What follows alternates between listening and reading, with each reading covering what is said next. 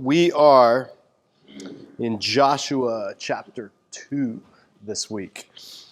And last week we did Joshua chapter 1, short chapter that basically Joshua gave the marching orders for Israel, saying, okay, now we're ready, tell the camp, 3 days from now we're going to cross the river, we're going to take the lands in Canaan. And so it was this prepare for battle scene. We talked about it, the Braveheart scene, right? He's rallying the troops, mustering the troops. And then Joshua 3 picks right up in that action. And they talk the crossing of the Jordan and everything. But in between is Joshua 2. And Joshua 2 is like an interlude. It's like the narrator or the director, if this were a movie, says, meanwhile, like if you watch Dukes of Hazzard, Waylon Jennings' voice is like, well, them Duke boys, what they had done, it's like, well, meanwhile, what's going on in Jericho? So it gives you this little cutaway scene that could have happened before Joshua gave those orders or after. There's a lot of dischronologization, which is a fancy way of saying you don't tell a story linearly all the time in the Old Testament. Sometimes it'll tell an account, and then it'll jump back and tell you something that happened a little bit earlier. And we've seen this, if you've been here since Genesis, we've seen this many times. So there's some dischronologization going on in the Rahab story, and that has caused some people to go, oh, this is a later addition to the text. Or it's just really good storytelling. Sometimes scholars just lose their ability to see literary features because they're so intent on finding these different contradictory sources and ferreting everything out. And when if you just read the story, it's marvelous the way it happens, because there's the prepare to go take the Canaanite land, right? Israel's 400 years, they've been prepping to the Canaanites, the sin of the Canaanites. The iniquity has been building, and Israel is now going to be God's method of judging the Canaanites finally, and driving out their pagan religion and their child sacrifice and their wanton sexuality and all of the stuff that characterizes Canaanite fertility culture. And right before that's about to happen, there's this brief intermission, and we meet an amazing woman. One of probably my favorite women characters in the entire Bible is this woman, Rahab. And her name, Rahab, comes from a root that means open. And in Ugaritic inscriptions, which is a little bit north of Canaan at the time, the name is part of names that mean opening of the womb, or even opening of the female sexuality, like we would say somebody opened their legs. It's a very explicit name, yeah. And so some scholars, Ellen Davis is one of them, who said the name Rahab was even something like of an old soldier's joke, because her profession was one of opening herself to people. So it'd be like calling somebody who's like somebody who, I think the example they said was somebody who digs graves, if their name was Digger, or something like that. And a better English translation that slightly captures the nuance of Rahab would be, so the name means wide open or broad. So some broad named Rahab. Like it almost has that connotation. Like it's an illicit name. The Babylonian Talmud even says, ancient Jewish tradition says, that the mention of the name Rahab was enough to incite arousal in men. So it's an explicit name. If you have a daughter, may not want to name her Rahab. But the whole point of it is, yes, it's an explicit name. She is the antithesis of what you would look at when you see Joshua. Right? You see Joshua, Yehoshua, Yahweh saves, and he's upstanding. He's a Hebrew. He's a man. He's an Israelite. He's part of the covenant people, a noble leader. And then his contrast is a Canaanite, pagan woman, prostitute. Oh, you're going to see. She's amazing. She's amazing in this story. So look at Chapter 2, and this is the interlude. This is before the battle that's going to take place starting in chapter 3, and Jericho and the walls fall down, all that stuff.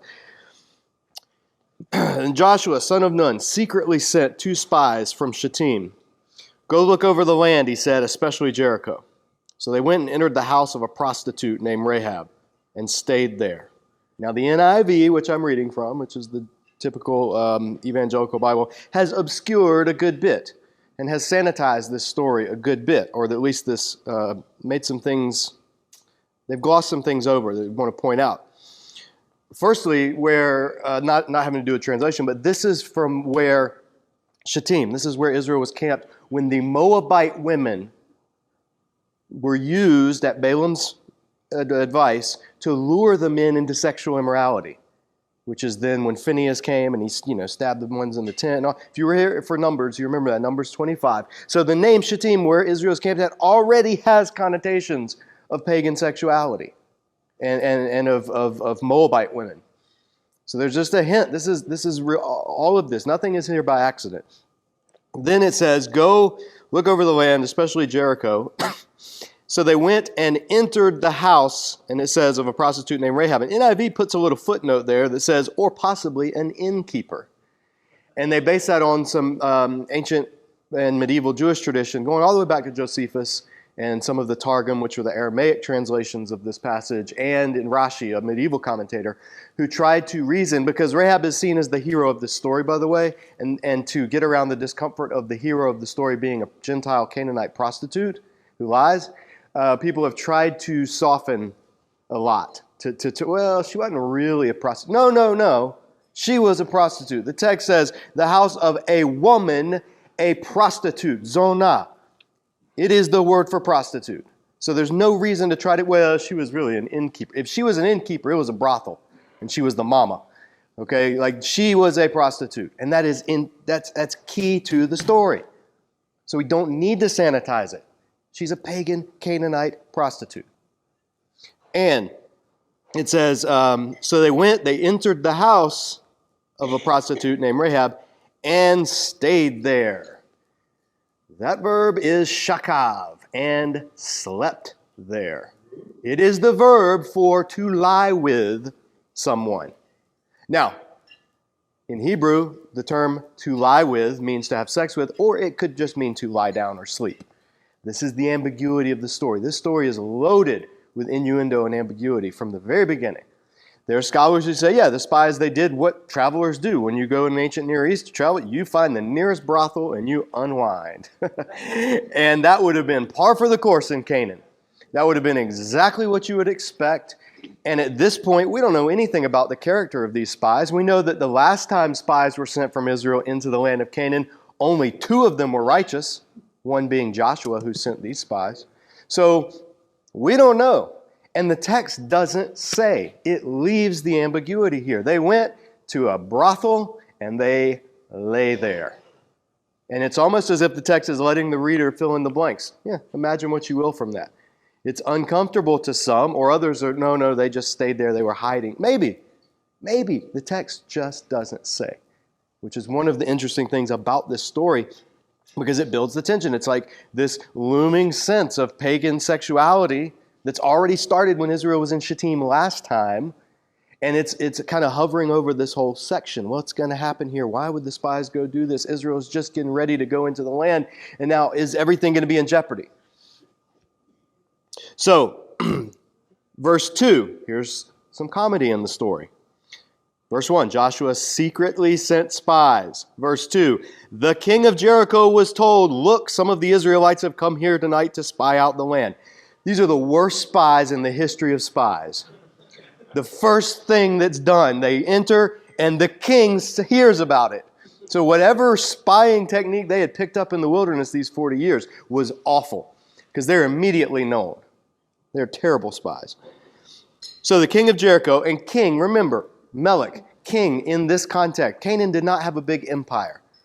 The king was the kinglet, the little king, the head man, the big boss of Jericho. Jericho is one of the city-states of Canaan. You're going to hear about other kings, king of Ai, or the king of Hatzor, or the king of these different other cities.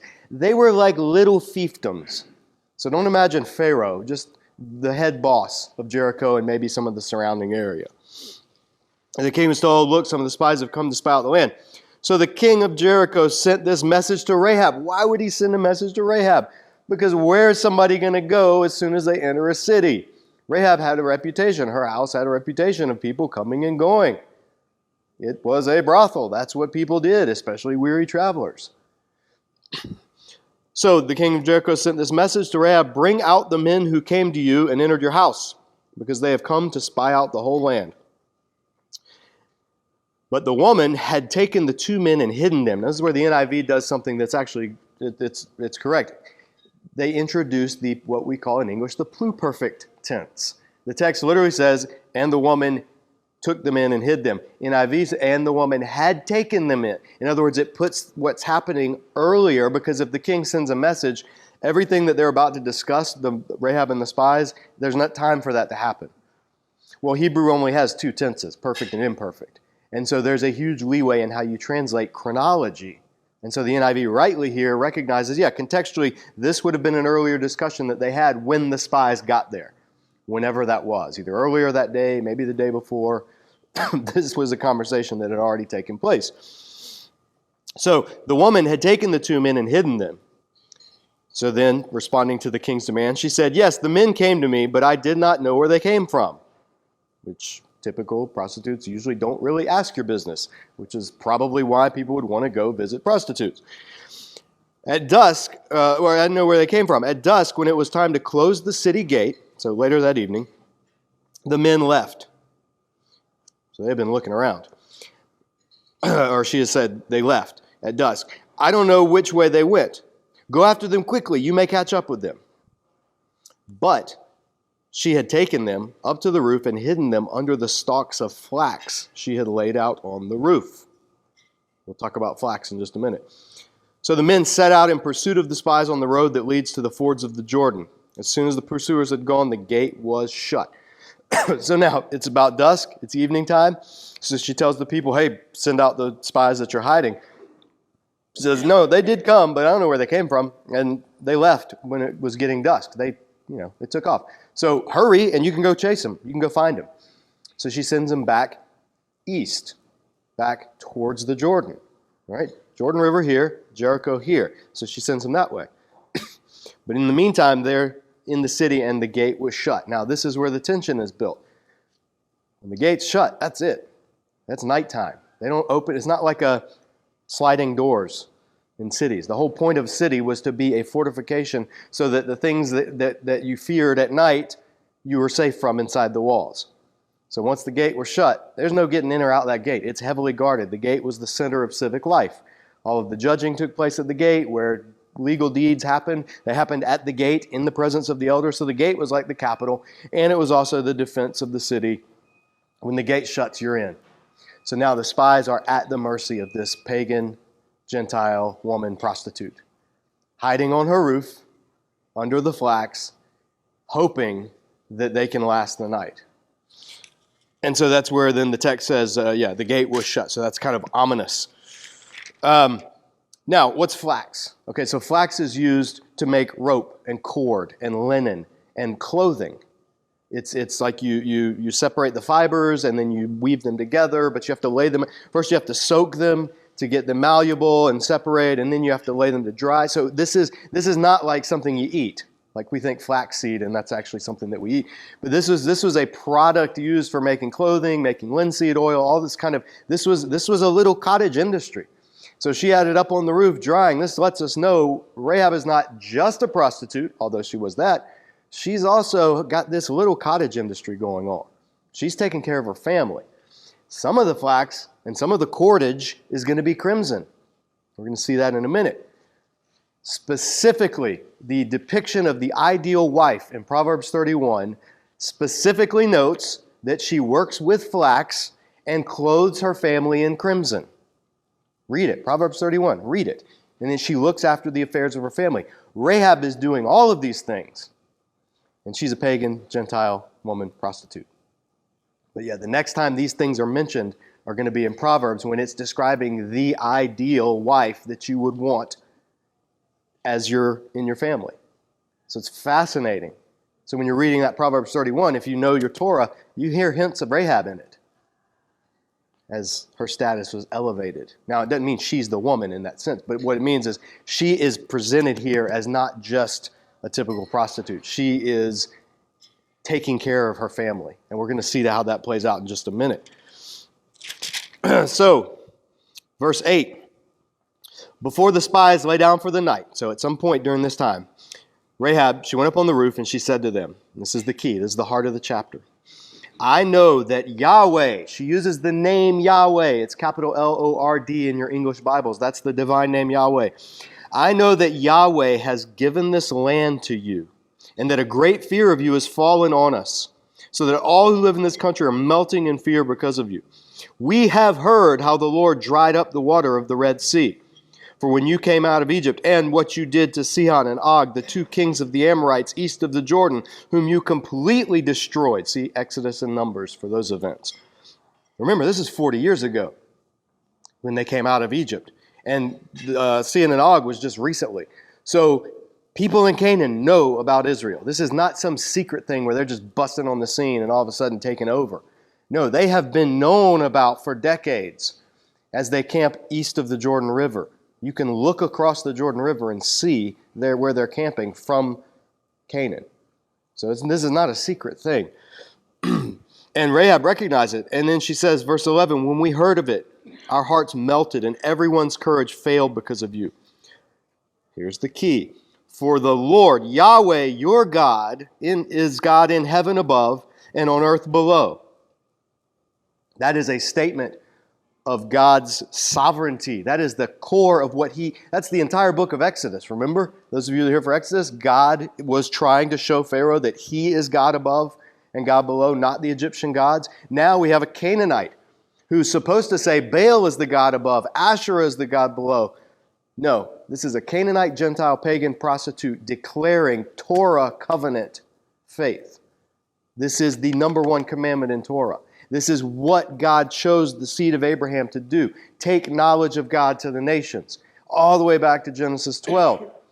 In you, all the nations of the earth will be blessed. Here we see a part of the nations. And what's shocking is it's coming from the very person in and among the very people who God was sending Joshua in, to drive out.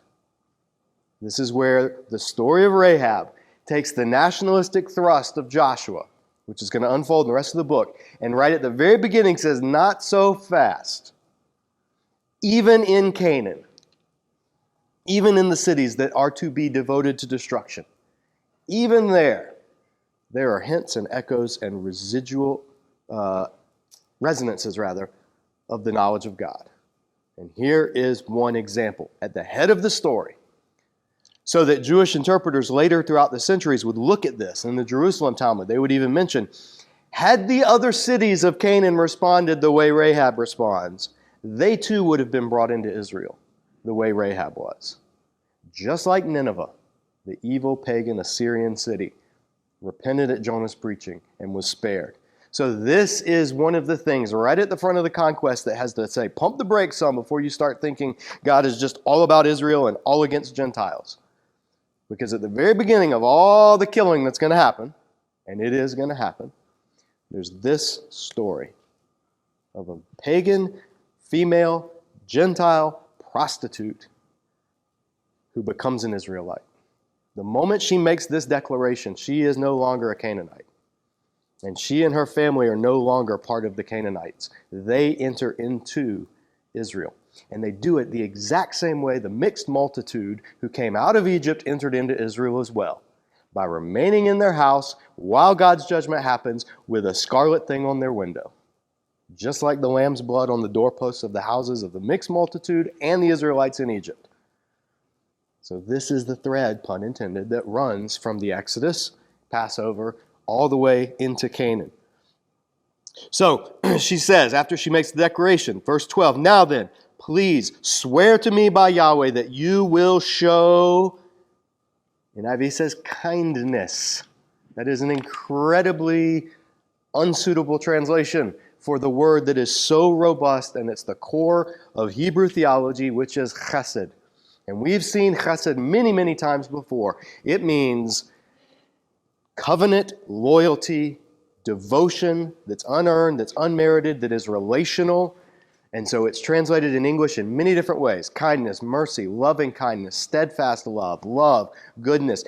None of those, because the reason it's not the NIV's fault, we just don't have an English word for chesed. We don't have a word that translates that concept. But she is saying, show the same covenant faithfulness that God shows to Israel, that's chesed, show that to me. This is covenant language. She's entering into the covenant people of God. And so, swear to me, the Lord, that you will show chesed to my family because I have shown chesed to you. Give me a sure sign, a sign of truth, literally, that you will spare the lives of my father and mother. Oh, now we see she's the head of the household. The father's house is typically, the father would be the head of the household. But they're either too old or somehow infirmed or whatever. We find out Rahab is actually the one in charge of this household.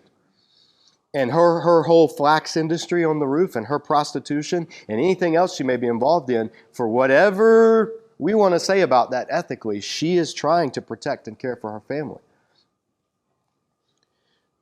And so, give me a sure sign you will spare the lives of my father and my mother, my brothers and my sisters, and all who belong to them, and that you will save us from death. That's salvation. Save us from death. That's what she's crying out for. In verse 14, they say, our lives for your lives. The men assure her, if you don't tell what we're doing, we will treat you kindly and faithfully when the Lord gives us the land. So she let them down by a rope through the window, for the house she lived in was part of the city wall. So city walls, casement walls, were like you'd build an outer wall, and then there'd be a space, and then another wall would be built. And to fortify that, usually like rubble or rocks or dirt would be poured in between, so it was kind of like a fort. But sometimes those in-between section would be used for things like storage or extremely poor housing where people would kind of eke out a living. And so we see Rahab is not a super wealthy, prosperous woman, because you don't want a house that's in the wall. That's the least defensible position. You want a house that's in the middle of the city. And so she's on the margins of society, literally, and as a prostitute, eking out a living with her flax and caring for her family. And so that's where then, up on the roof, up on the second story, so she lets the people, that's how they get out of the city, because the gates are shut. So if there's a little window, an opening, a slot in the wall that they're just enough for them to crawl out of, and she can let them down 1-2 stories, however tall the walls were, by this rope. And so she let them down by the rope through the window, for the house she lived in was part of the city wall. Now she had said to them, and here's again the dischronologization, because it's not like she's holding the rope telling them this. She had already said this to them.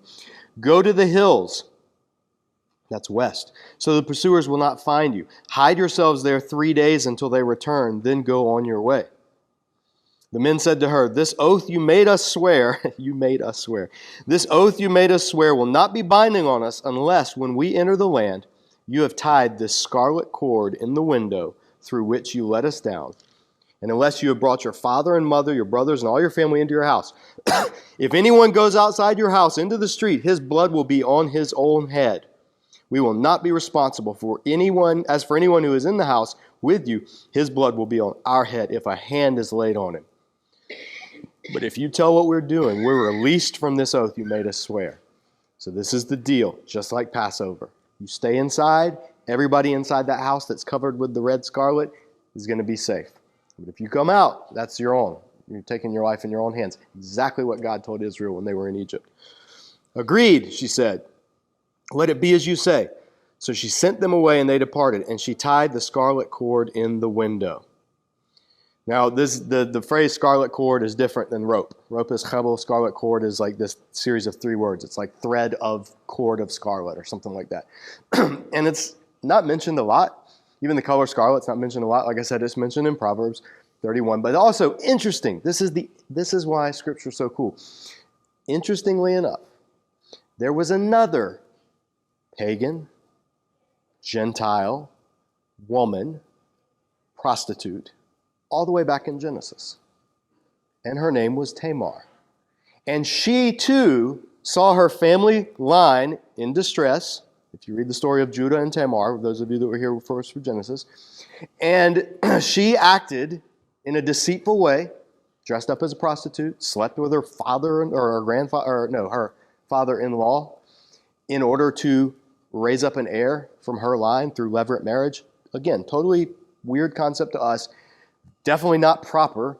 And yet she, Tamar, was praised for doing it by Judah, and she, along with Rahab, were included in the Gentile of Jesus in Matthew's gospel. And when she gave birth to her sons from that illicit affair, she tied a scarlet thread around the foot of one. And she gave birth to Perez and Terah, the twins. So a scarlet thread, a Gentile prostitute trying to save her family line. This is a recapitulation of something we've already seen in Genesis. It's just, you can't build any theology off that. It's just a fascinating connection between these stories of these two women who will then be two of the only four women mentioned in the genealogy of Jesus. The other one will be Ruth, another pagan Gentile who engages in some illicit or at least improper sexual activity on the threshing floor with Boaz. Whether she did or whether she didn't, the text is at least ambiguous. And then the last one will be Mary, Jesus' mother, who had him out of wedlock, or was pregnant out of wedlock, technically. Four women in Jesus' genealogy all have these shades of societal impropriety. And yet those are the four women, three of whom are Gentile, lifted up and elevated and put in the line of Jesus. That is an implicit testimony of God's faithfulness and grace, even to those that society deems as the sinners, the outcasts, the wanton women. And you look at Jesus' interaction with women. Who is he the most harsh in his dealings with? The religious leaders. Who is he the most tender? Even in rebuking, who is he the most tender with? Usually women, and specifically women who had some sort of dubious sexual reputation. You see that. This is the heart of God throughout Scripture. First woman God ever appears to alone, and she actually names God. The first woman to ever name God was who? Hagar, the Egyptian runaway slave. And she appears, God appears to her and actually talks to her and says, I'm going to take care of you. Go back to your mistress. And she names him the God who sees me. God is a God who sees the outcast. He sees the destitute woman, the harlot, the ones who society and everything proper is set to say, keep away, keep away. And yet God, Old Testament and Jesus in the New Testament, go out of their way to welcome those who have been so cast away by society and deemed as unfit for God's grace. And so here, Rahab then, when they left, they went into the hills. They stayed there 3 days until the pursuers had searched all along the road and returned without finding them. Then the two men started back. They went down out of the hills, forded the river, and came to Joshua, son of Nun, told him everything that had happened to them. They said to Joshua, Yahweh has surely given the whole land into our hands. All the people are melting in fear because of us. And that brings us right back to where we left off in chapter 1 with Israel getting ready to go into the land with passion and with conviction and with optimism that God has fought the battle. So you see this Rahab story is positioned perfectly. If this was the work of multiple contradictory authors, man, that even more shows the sovereignty of God. This is a beautifully crafted story right at the front of Joshua. And what it shows us is that on the verge of the driving out of the Canaanites, this Canaanite, Paul would say he's a Hebrew of Hebrews, right? Bragging on his credentials. So on the opposite end, Rahab would be a Canaanite of Canaanites. You know, she's a pagan. In a patriarchal society, she's a woman. She's having to care for her family and her aging mother and father and her relatives. And she's a prostitute. Most women in the ancient world didn't choose prostitution. Just like today, most people don't go, I'm going to be a prostitute. Usually it happens because of life situations, whether good or bad choices, whether sin is involved, doesn't matter. It usually is not the first option for people, just like it wasn't back then. The world's oldest profession. It's called that for a reason. And in a society that's been broken by the fall, where your desire will be for your husband, but he will rule over you, the one way women were able to eke out a living in that culture, often, as it is today around the world, they resorted to prostitution. And that is the person that God says, holds up and says, this is going to be a paragon of the virtue of faith in Israel and in the world. 2 times, Rahab is praised in the New Testament as an exemplar of faith. Hebrews 11, James chapter 2, both times. So whatever we read about, oh, she's a prostitute, oh, she lied, whatever we think about it, God's judgment on it is that is an example of faith and saving faith.